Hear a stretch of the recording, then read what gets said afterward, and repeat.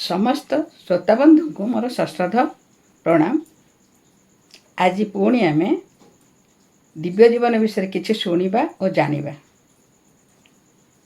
साधारण भाव में बंचाई अत्यावश्यक पार्थिव वस्तुर संग्रह पर कर्म रूपक संघर्ष करने को हुए।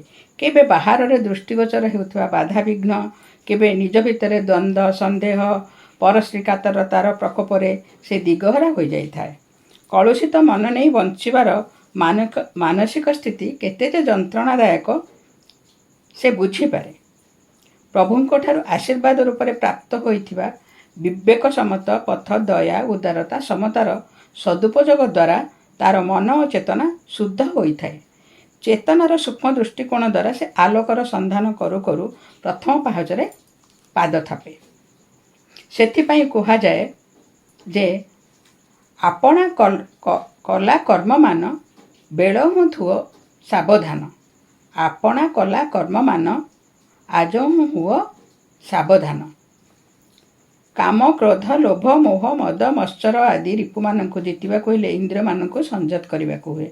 इंद्रिय संयत हेले मन को जितवा संभव हुए। सूक्ष्म भाव में रिपुगण को उत्तेजित करुथिबा विशृंखला सृष्टि करुथिबा दुर्जय अहंग्र दौरात्मु रखाइबा पाई निजको संपूर्ण भावे प्रभुंक पद्मपादरे समर्पी देवाको हुए।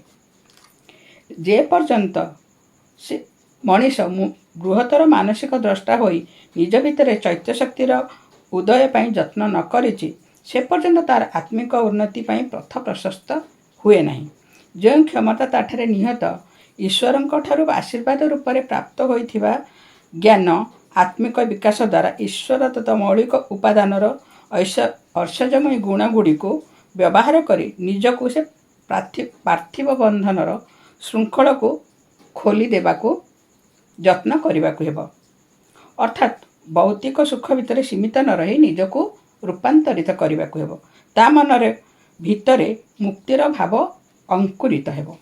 मनीष तार शुद्ध चैतन्य शक्ति द्वारा निज भितर उत्तरण ऊर्ध्व निम्न स्तर को अवतरण करने और निम्न स्तर ऊर्ध्व स्तर को आरोहण करने ताकू मानस अधिमानस भितर थिबा व्यवधान को सेतु द्वारा संयोग करने को हेब। एही अतिमानस स्तर अवतारणार तात्पर्य है सुप्त मनीष को जागृत कराइबा। प्रति मनीष भितर प्रभु निजर दिव्यगुण भरी देइछन्ति। तार नैतिकता और आध्यात्मिकता असीमतार रूपांतरित करने को हेले निज भितर अतिमानस स्तर को उत्तरण बारंबार करने को हेब। एही उत्तरण अवतरण प्रक्रिया मुक्त छंदरे अनुरणित होई शुद्ध सार्वजनीन प्रक्रिया को शक्तिशाली करिवो। संपन्न मनीष भितर सार्वजनीनतार शुभ मंत्र निनादित हेले समूह विकासर पंथा सुगम हेब। आध्यात्मिक परिवर्तन पाई आम अवचेतन मनर अंधार भितर को निम्न स्तर को आलोक ज्ञान पवित्रता और आनंद को अवतीर्ण करी आनिबा को पड़िबो। दिव्य जीवनर संधान पाई ऐश्वर्य गुण गुड़ी को उन्नीत करने को हेब। जदि से प्रभुदत्त दिव्यगुण गोटे दिव्यगुण को आचरण में प्रतिफलित करता ताहले एपरी दुर्दिनर शिकार हुअंता नहीं कि अमूल्य जीवन को नष्ट करता नहीं। जीवन में दिव्यतार अवतरण पर प्रभु मनीष को क्षमता और शक्ति प्रदान करिसेंति। ताको महाजागतिक शक्ति रे परिणत करने दायित्व मनीष को वहन करने को पड़ी था। प्रकृतिर निम्न स्तर मानसिक शक्तिर स्तर को अतिमानस स्तर को सावधान सहित परिचालित करने को हुए। सत्य जीवनर परम लक्ष्य हृदयंगम करी परम लक्ष्य रे पहुँचवार अनुसंधान करने को हुए। सेई मानकर मानसिक स्तर सभा ऊर्ध्व स्तर रे सूक्ष्म तथा अतिमानस स्तर प्रति सदा उन्मुक्त रही पारे।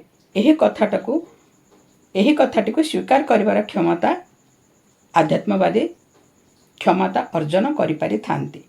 सेही स्तर रे सत्य चेतना क्रम विकासशील सत्ता महतर शक्ति उपस्थित रही मानसिक सत्ता को तोड़ी धरी थांती। तार प्रत्येक कार्यावली को अनुधावन करुथांती। अतिमानस स्तर सत्य शक्ति उपस्थिति प्रकृतिर नियंत्रण करिथांती। प्रकृतिर निम्न स्तर मानसिक शक्तिर उतरण କରାଯାଇପାରିଲେ ଆମର ପାର୍ଥିବ ଜୀବନର ଭବିଷ୍ୟତ ଦିବ୍ୟତାରେ ରୂପାନ୍ତରିତ ହୋଇପାରିବ।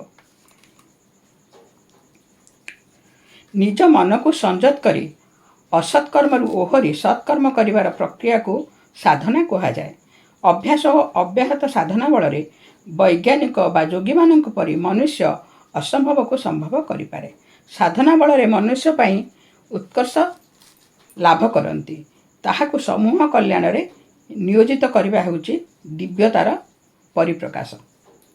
ଏତେ ସବୁ ଦିବ୍ୟ ସମ୍ଭାରର ଦର୍ଶନ କରି ମଣିଷ ଭିତରେ ପ୍ରଭୁ ଦତ୍ତ ଦିବ୍ୟଗୁଣର ଆଭାସ ପାଇ ଶକ୍ତି ସାମର୍ଥ୍ୟଯୁକ୍ତ ମଣିଷ ଦିବ୍ୟ ମୁହୂର୍ତ୍ତର ସ୍ୱାଗତ ନ କରି ଦିବ୍ୟ ମୁହୂର୍ତ୍ତର ଅପବ୍ୟବହାର କରି ଆତ୍ମପ୍ରବଞ୍ଚନା ସଙ୍ଗେ ସଙ୍ଗେ ବୃଥା ଆସ୍ଫାଳନ କରୁଛି, ଯାହାଦ୍ୱାରା ନିଜର ଅପୂରଣୀୟ କ୍ଷତି ଘଟାଇବା ସଙ୍ଗେ ସଙ୍ଗେ ନିଜେ ଧ୍ୱଂସମୁଖକୁ ଠେଲି ହୋଇଯାଉଛି।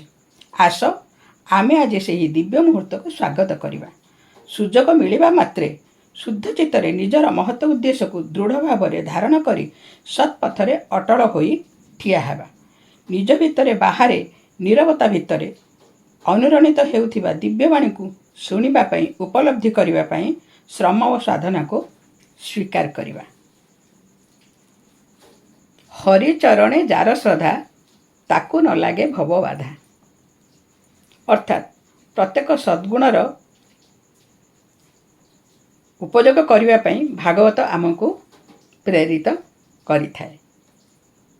ରହୁଛି, ଧନ୍ୟବାଦ।